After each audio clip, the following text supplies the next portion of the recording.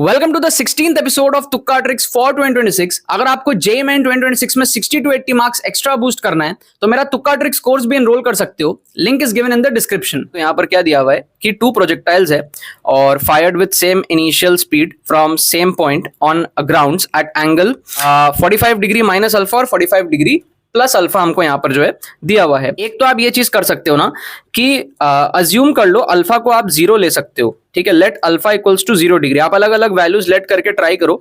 जैसे अल्फा को अगर आप 0 लोगे तो क्या केस बनेगा, दोनों एंगल्स हमारे जो हैं वो 45 डिग्रीज के हो जाएंगे। तो दोनों प्रोजेक्टाइल एक्चुअली सेम हो गए, तो हाइट दोनों का सेम हो जाएगा। तो जो हाइट का रेशियो आएगा ना दैट विल बी 1। क्लियर हो गया। अब हमें क्या करना है, अल्फा को 0 लेके देखना है कि कौन कौन से ऑप्शंस हमको 1 दे रहे हैं। चारों ही अपने को 1 मिल गए क्योंकि साइन अल्फा और टैन अल्फा सब कुछ 0 आएगा, तो सिर्फ 1 1 बचेगा। तो हम कुछ और असम्पशन लेके यहां पर देखते हैं।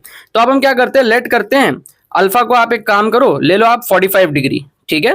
45 डिग्री लेने से क्या होगा, हमारा ये हो जाएगा 0, ये अगर हमारा 0 डिग्री हो जाए और ये हमारा हो जाएगा in that case 90 degree, right. एक प्रोजेक्टाइल अगर इस तरीके से होता है, ठीक है, अगर एंगल ही 0 कर दें तो हाइट भी 0 हो गया। तो इस केस में हाइट का जो रेशियो आएगा वो आएगा 0। अब हाइट का रेशियो अगर 0 आएगा तो हमें ऑप्शंस में देखना है कि अल्फा 45 पुट करने पे कौन अपने को 0 दे रहा है। अब अपने को पता है कि भाई tan अल्फा जो है tan 45 1 होता है, तो 1 - 1 न्यूमरेटर 0 आ जाएगा। तो इस केस में हमारे पास में जो है 0 आ जाएगा, ठीक है। यहां पर अगर हम देखेंगे तो 1 plus sine alpha, sine 45 degree होता है 1/√2, तो 1 प्लस 1/√2 समथिंग आएगा, तो 0 नहीं आएगा at least. So this will be not equals to 0, चाहे कुछ भी आए, ये ऑप्शन हमारा एलिमिनेट हो जाएगा। फिर आप देखो यहाँ पर ऑप्शन सी के अंदर में देखोगे ना, तो यहाँ पर क्या दिया हुआ है कि भाई 1 - sin 2 alpha upon 1 plus sin 2 alpha. अब 2 अल्फा हो जाएगा 90 डिग्री, तो साइन 90 हो जाता है 1, तो अगेन 1 - 1 आपका न्यूमरेटर 0 आ जाएगा, तो ये अपने को जो है 0 दे देगा, ठीक है। अब आप देखो यहाँ पर 1 plus sin 2 alpha upon 1 - sin 2 alpha, तो ये क्या आएगा हमारे पास में, ये 0 नहीं आएगा, ठीक है। इसमें न्यूमरेटर 0 नहीं हो रहा, डिनोमिनेटर यहाँ पर जो है वो 0 हो जा रहा है, ठीक है। तो ये नॉट इक्वल्स टू 0 आएगा, ठीक है। अब बात आती है कि यार 2 ऑप्शन एलिमिनेट हो गए ना, तो अब इन 2 में से हम कौन सा ऑप्शन को तुक्का लगाएंगे। तो आपको यहाँ पर मैं हैक बताता हूं। जैसे आप देखोगे 3 ऑप्शन में साइन के टर्म्स में आंसर है, ठीक है। Sine alpha, sine 2 alpha, sine 2 alpha. सिर्फ एक ही ऑप्शन है जिसमें टैन के टर्म्स में आंसर है, तो पॉसिबिलिटी ज्यादा हो जाएगी कि साइन वाले में आंसर होगा, क्योंकि जो भी टीचर क्वेश्चन बनाता है ना वो ऑप्शंस इस तरीके से रखता है कि आपको थोड़ा सा कंफ्यूज कर सके, इसीलिए टीचर ने सिर्फ एक ही ऑप्शन टैन का दिया, 3 ऑप्शन साइन के टर्म्स में दिए। एक तो ये लॉजिक हुआ कि हम सी ऑप्शन को फेवर करेंगे। दूसरा एक लॉजिक ये भी है कि इसका और इसका आप देखोगे ना तो एक रिलेशन है, इसको उल्टा करने पे ये आ रहा है, ये दोनों रेसिप्रोकल है, ऑप्शन सी और ऑप्शन डी। तो कभी भी 4 में से कोई 2 ऑप्शन रेसिप्रोकल होते हैं ना, तो उनमें आंसर होने की पॉसिबिलिटी ज्यादा होती है। तो हर सिनेरियो में अगर हम देखें तो 2 ऑप्शन एलिमिनेट करने के बाद ए और सी में से जो बेस्ट पॉसिबल गेस हमारा होना चाहिए वो होना चाहिए ऑप्शन सी के लिए। अगर आप ऑप्शन सी को यहां पर तुक्का लगाओगे ना, आपका सही हो जाएगा, 4 नंबर आपको यहां पर जो है मिल जाएंगे। एक्चुअल तरीके से हमने क्वेश्चन को सॉल्व ही नहीं किया।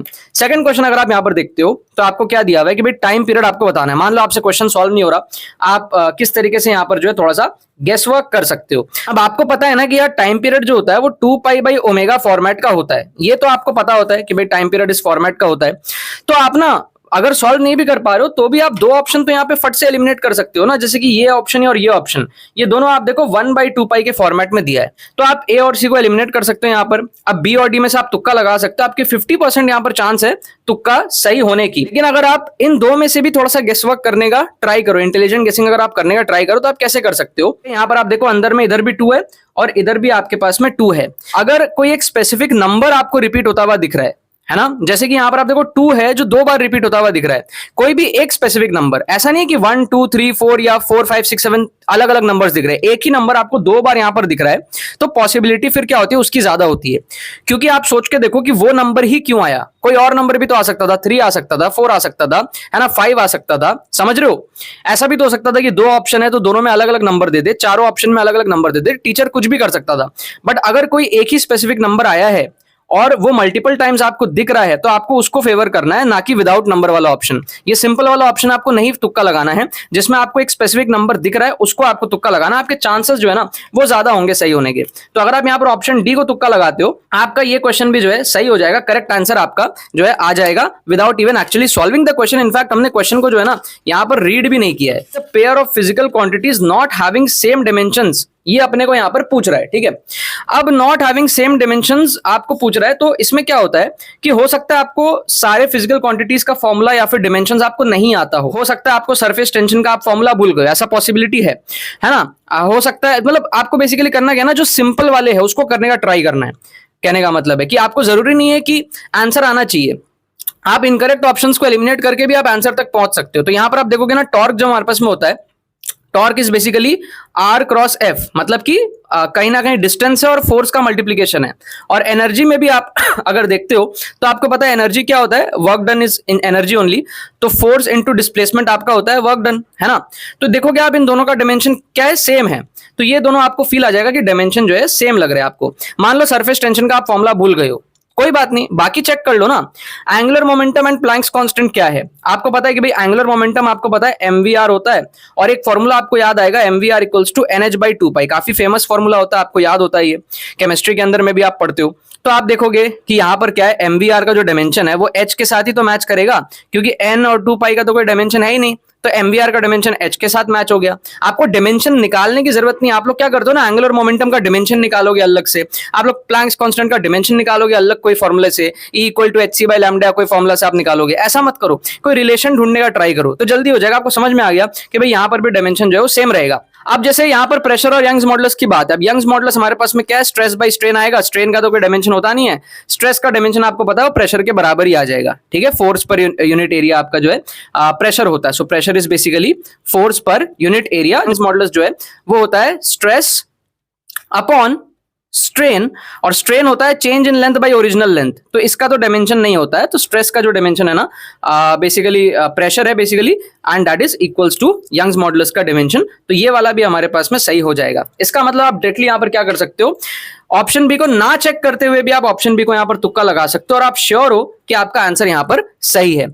लास्ट क्वेश्चन आप यहां पर देखो, आपको क्या दिया हुआ है कि भाई आपको दो स्टेटमेंट्स हैं, एक असर्शन एक रीजन का, आपको बताना है भाई ट्रू है फॉल्स है क्या है। मेरा मकसद है कि मैं हर कैटेगरी ऑफ स्टूडेंट्स को हेल्प करूं, चाहे आप अच्छा पढ़ने में हो चाहे आप नहीं पढ़ने में, मैं आपकी हेल्प करना चाहता हूं, आपकी स्कोर बढ़ाना चाहता हूं। तो अगर आपको मान लो फॉर्मूला याद नहीं आ रहा, आप क्लूलेस हो, तब भी आप कैसे यहां से जो है गेस वर्क कर सकते हो, हम समझने का ट्राई करते हैं। रीजन में क्या कह रहा है, time period of a simple pendulum decreases with increase in value of acceleration due to gravity and vice versa. तो आपको पता है कहीं ना कहीं टाइम पीरियड जो है वो एक्सेलरेशन से रिलेटेड कहीं ना कहीं यहां पर दिखा रहा है। आप एक चीज सोचो, रीजन में कह रहा है time period of a simple pendulum decreases with increase in acceleration, तो मतलब ये है कि अगर एक्सेलरेशन जो है वो बढ़ेगा तो क्या कह रहा है कि टाइम पीरियड जो है वो घटेगा। रीजन के अंदर में ये कह रहा है कि टाइम पीरियड जो है वो डिक्रीज होगा अगर एक्सेलरेशन जो है वो इंक्रीज होगा। उल्टा भी क्या हो सकता है कि भाई वाइस वर्सा कह रहा है ना, तो इसका मतलब एक्सेलरेशन कम होगा तो टाइम पीरियड बढ़ेगा, ये हमको कह रहा है रीजन में।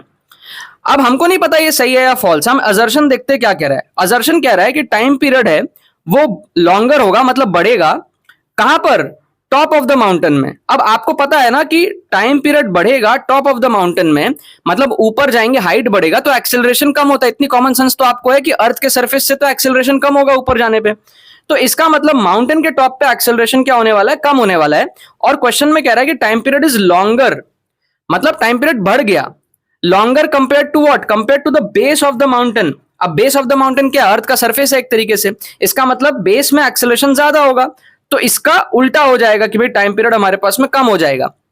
ठीक है, तो आपको समझ में आ गया बात। तो टेक्निकली आप ये कह सकते हो कि ये दोनों चीज सेम ही कह रहा है, आपको जो असर्शन कह रहा है ना वही आपको रीजन भी कह रहा है। अगर ये सही है तो ये भी सही है, क्योंकि दोनों में सेम ही बात कह रहा है। अब अगर दोनों में सेम ही बात कह रहा है तो ऐसा नहीं हो सकता कि एक ट्रू हो और एक फॉल्स हो, या एक फॉल्स और एक ट्रू, ये नहीं हो सकता। ऑप्शन सी और डी को आप यहां पर क्या कर दोगे, एलिमिनेट कर दोगे। अब आपको क्या है, ऑप्शन ए और बी में से तुक्का लगाना है। अब स्टेटमेंट्स को देख के आपको समझ आ रहा है कि ये करेक्ट रीजन होने की पूरी पॉसिबिलिटी, क्योंकि रिलेटेड चीजें हैं। टाइम पीरियड की बात कर रहा है, सिंपल पेंडुलम की बात कर रहा है ना। इसमें आपको बस एग्जाम्पल दे दिया और इसमें कहीं ना कहीं आपको रीजन दे दिया कि हाँ एक्सेलरेशन ड्यू टू ग्रेविटी पे किस तरीके से डिपेंड करता है।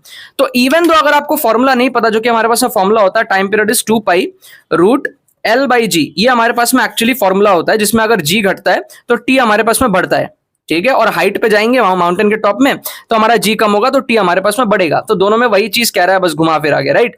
तो अगर आपको फॉर्मूला नहीं भी पता है तो भी आपने सी और डी को एलिमिनेट किया और ए और बी में से आप गेस करोगे कि both are true and R is the correct explanation. So इसका बेस्ट पॉसिबल तुक्का मारने के लिए क्या था, ऑप्शन बी था, और आपको यहाँ पर 4 नंबर पूरे फोकट के मिल जाएंगे। यार आई होप आपको ये वीडियो पसंद आएगी, आपने इस वीडियो से बहुत कुछ सीखा होगा। अगर आपको ये वीडियो पसंद आई तो इस वीडियो को लाइक करना मत भूलना और शेयर करना मत भूलना बाकी सारे फ्रेंड्स के साथ में, ताकि वो भी इस प्लेटफॉर्म का मजा उठा सके। बाकी तो बस बहुत बहुत धन्यवाद मेरे साथ इस वीडियो में जुड़ने के लिए, बने रहिए यार।